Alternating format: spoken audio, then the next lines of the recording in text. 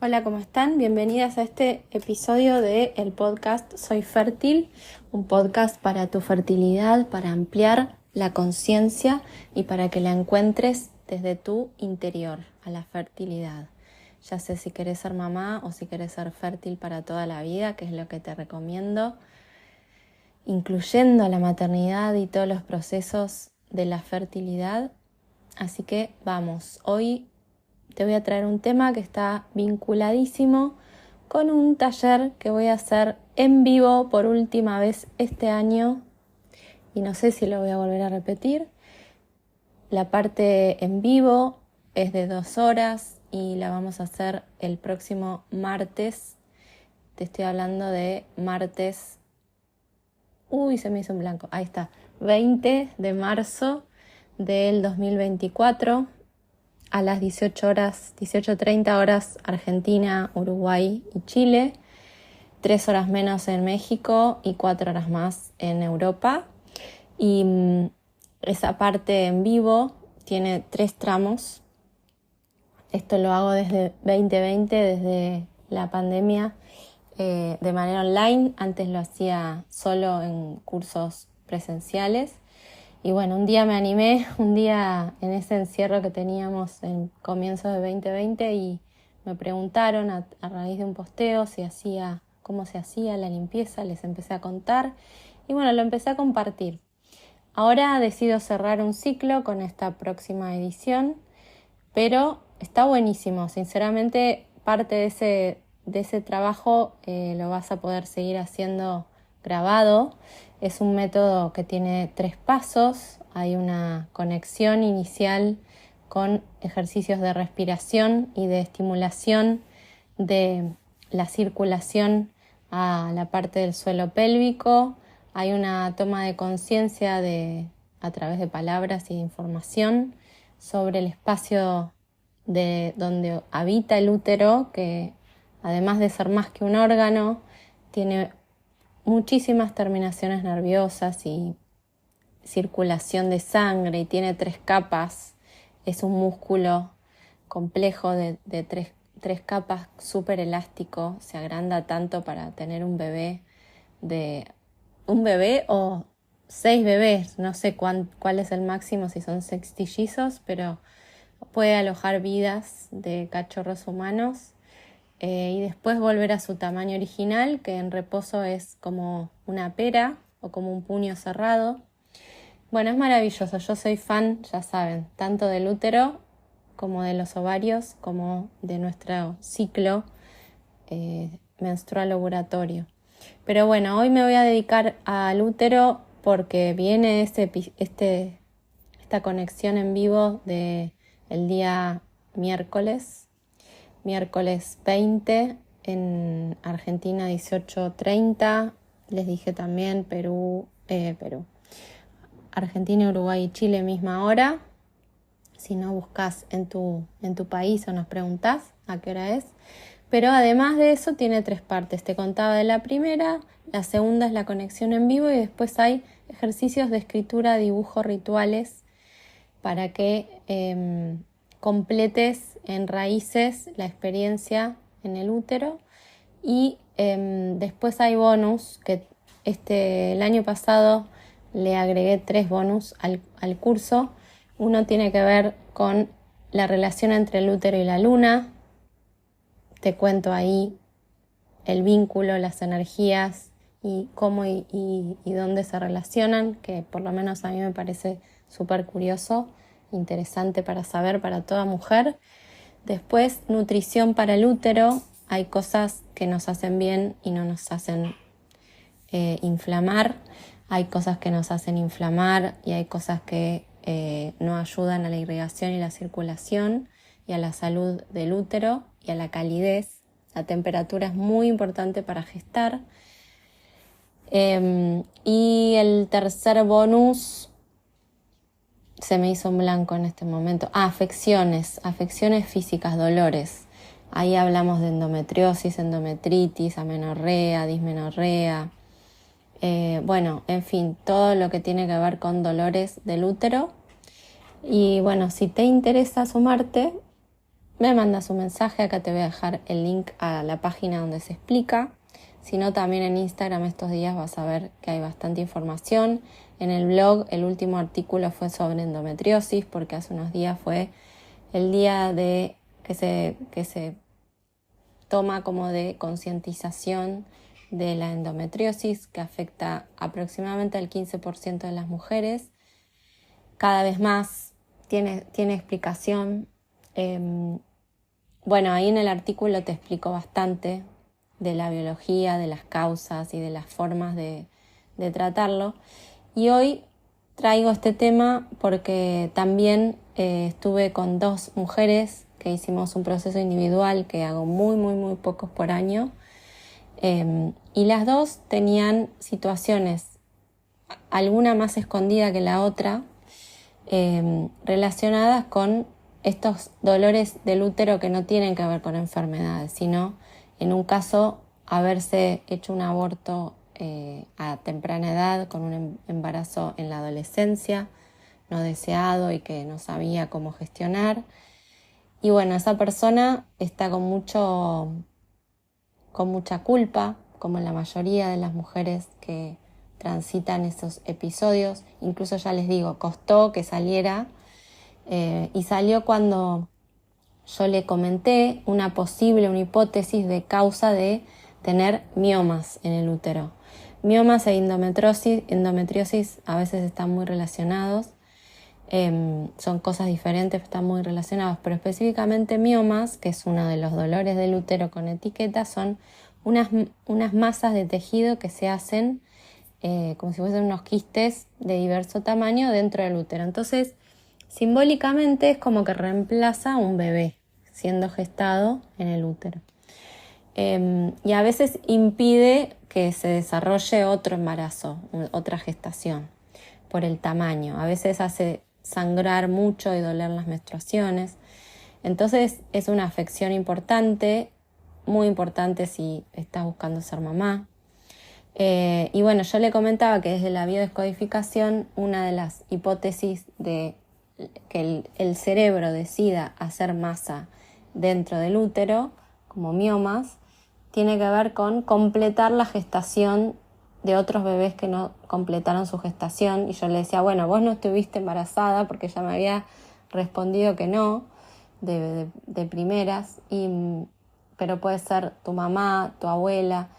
Y me dice, no, sí, estuve embarazada a la adolescencia y hicimos un aborto en un lugar clandestino. Bueno, todo lo que implica esa situación, el riesgo, pero más allá de eso es la herida que queda en esa mujer, que en su mayoría todas tenemos dentro en algún lugar impreso que eso está mal, que no nos merecemos. Entonces 20 años después, cuando busca la maternidad, ser mamá, y se hace varios tratamientos de fecundación in vitro y no se implantan los embriones o no llegan a evolucionar para ser implantados.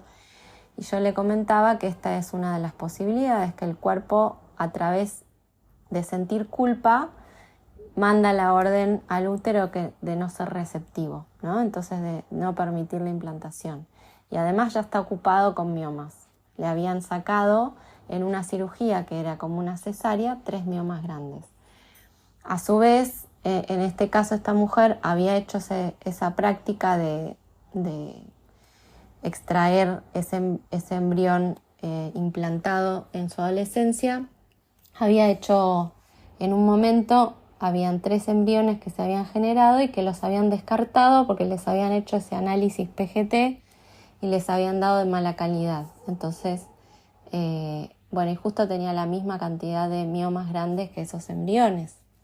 Yo le decía, y esto es una opinión personal y sin juicio, ¿no?, que no veía tanta diferencia entre eso de sacarle células al embrión, congelarlo y mandarlas a Estados Unidos a analizar, o depende si en tu país hacen el estudio, acá no, se mandan a Estados Unidos, y después descartarlo en relación a practicar un aborto. No le veía demasiada diferencia, porque esos son embriones que uno, desde la mente y desde los análisis, no se puede abarcar el milagro y el misterio de la vida.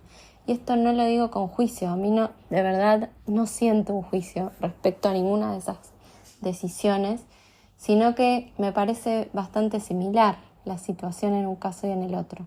Pero el PGT, como es un análisis que da la medicina y tiene otra etiqueta, está súper validado y lo hace todo el mundo. Y yo no sé, ¿no? Creo que no sabemos lo que puede pasar o podría pasar con esos embriones, porque me han contado muchas de ustedes que han hecho transferencias al útero de embriones que les decían que eran de mala calidad genética por ese análisis y que después salieron bebés y bebés sanos. Por esto que les digo, hay un misterio y hay una inmensidad y potencial de la vida humana, como de cualquier célula viva, de transformarse, de regenerarse, ¿no? De reemplazar un elemento por otro, de suplir un déficit por otro. Entonces, realmente no se sabe lo que va a pasar. Pero desde esos análisis muchas veces se deciden descartar. Bueno, eso al paréntesis, al margen, les contaba un caso. Y el otro caso era una mujer que había hecho muchas terapias alternativas y formaciones, biodecodificación. Entonces me decía, yo ya hice todo, ya hice esto, el otro, constelaciones, biodecodificación, sanación uterina, cosas, que eso me lo cuentan mucho también las que se acercan y que sigue sucediendo que el bebé no llega y se hacen análisis de medicina reproductiva, los análisis iniciales y está todo bien, o sea, sería una infertilidad sin causa aparente, solo juzgada por el paso cronológico del tiempo. Y cuando le digo, bueno, en los procesos de biodecodificación hubo algún hallazgo que pueda tener relación con embarazo, gestación, nacimiento, bebés, maternidad, para ver si había asociado ella algo. Y me cuenta que 2 meses antes de sus padres concebirla a ella, habían perdido un embarazo y que después de esa pérdida la mamá había tenido una hemorragia interna que no la habían identificado y que cuando la identificaron estuvo con mucha pérdida de sangre, internada y casi al borde de la muerte. Y 2 meses después de resolver esa situación con esas pérdidas y con la cercanía a la muerte de su mamá, habían quedado embarazados de ella y ellos, sus padres, decían como no, estuvo todo bien, todo bárbaro. Pero ella tenía, a través de esos procesos que había hecho regresiones, hipnosis, biodecodificación, un montón de cosas, sentía una angustia y de hecho hablando conmigo se angustió y se puso a llorar. Como que en su vida intrauterina la había pasado mal, se había sentido sola, se había sentido no deseada y no mirada. Y después en su primera infancia también. Entonces, eso, más allá de que sea contrastado o no con los padres, que los padres tienen su propio registro, ella tiene su propio registro, para mí la validez de hacer esos procesos terapéuticos, de registros akáshicos, de regresiones, de hipnosis, de biodecodificación, de constelaciones, tiene que ver con lo que a una le aparece intuitivamente o en el cuerpo. Y a ella le aparecía angustia y esta sensación. Y no importa si era verdad o no, que era deseada o no deseada. Pero estaba muy cerquita de este episodio de su mamá. Entonces yo le digo, como hipótesis, puede ser que tu cuerpo desarrolle mecanismos de anticoncepción natural para evitar o la posibilidad de que vos mueras, como casi muere tu mamá después de una pérdida, o que ese bebé muera, o que vos no tengas derecho porque viniste después de un bebé muerto antes que vos, que no es reconocido, no tiene nombre, no lo integraron. Entonces le propuse un montón de cositas distintas que no son complejas y que no son locas, porque a mí siempre les digo que no me salen cosas muy locas, porque soy bastante terrenal, para integrar esa experiencia, para darse una oportunidad, para que su cuerpo habilite. Y además siempre les digo, de última no pasa nada. O sea, todo lo que les propongo son ejercicios de escritura, de hacer un ritualito, de hacer una ceremonia, de escribirle a ese bebé, de representarlo con un objeto, de tenerlo con vos en tu mesa de luz. O sea, no te puede hacer mal. O sea, riesgo cero. Es toda ganancia la que podés tener. Y siempre les aconsejo que lo hagan con sentido y con sentido, o sea, cuando quieren y en un momento que conectan con eso, ¿no? No hay necesidad de contarlo, de compartirlo, no hay necesidad de hacer un escándalo, ¿no? Una cosa grandilocuente. Puede ser en la intimidad, puede ser un ratito, puede ser en partes, ¿no? Así que bueno, les comparto estas dos historias que tienen que ver con experiencias intrauterinas. En el reel, el posteo que publicamos haciendo referencia a este episodio, les hablaba de 3 causas posibles de heridas en el útero que tu mente puede no reconocer, tu mente consciente, y que tu cuerpo sí, y de que la energía puede bloquearse en el útero a raíz de eso. Y les decía 3, y acá vimos algunas de esas, en estos casos específicos. Una son vivencias propias en el útero materno, como la de esta segunda mujer, que se sintió no mirada, no deseada y angustiada dentro del útero. La otra es en el nacimiento, ¿no? Por ejemplo, en mi nacimiento, mi mamá se hizo una ligadura de trompas para no volver a quedar embarazada por insistencia de su médico, y ella en ese momento a mí me contó que no quería hacerlo y que le programaron para mi nacimiento una cesárea para hacerle esa operación después, y que después estuvo re angustiada y que el médico le hizo un comentario que a ella le cayó horrible sobre lo que le habían hecho y se sintió muy traumada y muy arrepentida, con lo cual, porque mató una parte de su cuerpo relacionada con su fertilidad. Entonces, para mí, la circunstancia de mi nacimiento, yo intuyo que estuvo atada a una situación de pérdida de mi mamá, de una parte importante, de muerte de una parte de su cuerpo, ¿no? Y no está bueno nacer en esas condiciones. Así que, bueno, yo fui separada de mi mamá porque después vino la operación, después estaba anestesiada, no me quería ni mirar, no por no querer, sino por el efecto de la anestesia. O sea, eso le ocasiona al bebé una angustia de separación o una herida primal mayor a un nacimiento de parto vaginal, que mi mamá ya había tenido 4. Lo más probable era que pudiera ocurrir, ¿no? Entonces, bueno, esta es la segunda posible causa, y la tercera es como en el primer caso que les conté, que pueden haber embarazos que no llegan a término, tuyos o de tus mamás, abuela, de tus ancestras, de tu linaje femenino, donde estamos ligadas al útero a través de la gestación.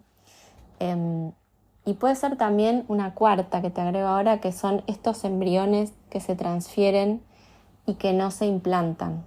Entonces, hubo en tu útero una vida de un hijito, muy, muy primario ese hijito porque es un embrión de poquitos días, y estuviste gestando unos días o estuviste unas horas con ese embrión y después eso no se implantó o se perdió a los poquitos días. Eso también deja una huella que puede hacer posible que después no se te habilite la posibilidad de recibir un bebé. Y yo lo cuento y lo empecé a dar como hipótesis porque les hace sentido a muchas y porque la mayoría de las mujeres que hacen mis cursos transitaron algunas de esas situaciones y hoy no pueden embarazarse aún con la tecnología de más avanzada. Así que, si te resuena, te espero en mi taller o, como siempre te digo, mi curso no es la única opción. Explora otras si te resuenan más y hacelas para ir a tu vida intrauterina, a tu útero, darle energía, irrigación, amor y resignificar estas heridas para integrarlas y tener una nueva oportunidad. Gracias y nos vemos el próximo episodio.